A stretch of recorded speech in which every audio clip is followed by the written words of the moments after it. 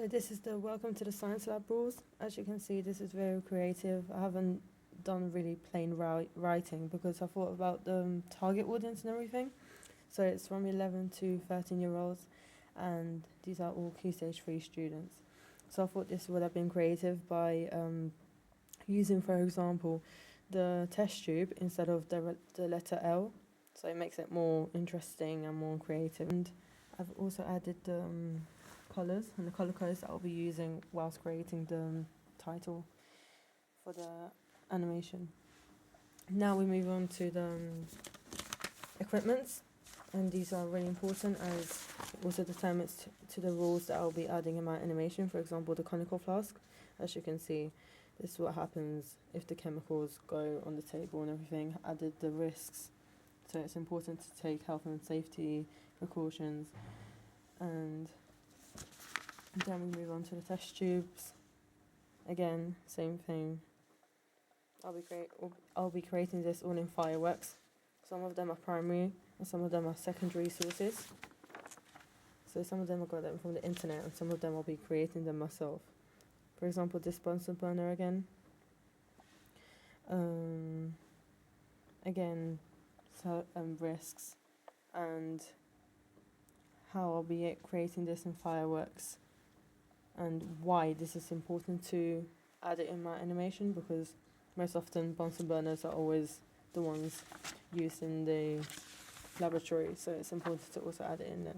This is a setup of an experiment, just an example. Then we have like safety goggles, and so this is a ponytail tying up here, so this is one of my rules. These are the safety goggles. So again, same thing with the annotations. These are all the titles for the different screens that I'll be adding in my animation and what they will be presented. Now this is the contents page. As you can see, again, a bit creative with the technique and layout. These are the bubbles that will be coming out from the conical flask, and they present the navigation through the animation and different scenes.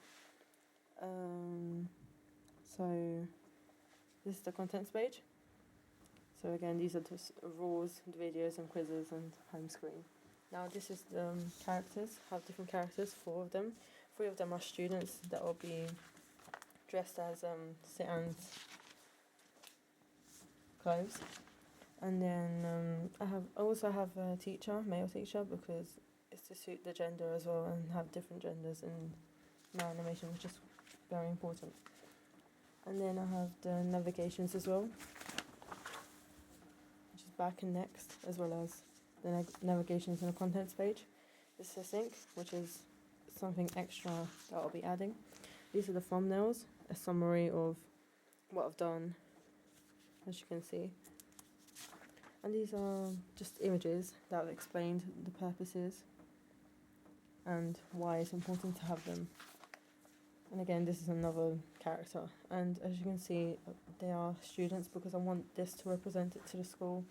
And I want students and the target audience to match with the animation and to feel part of it.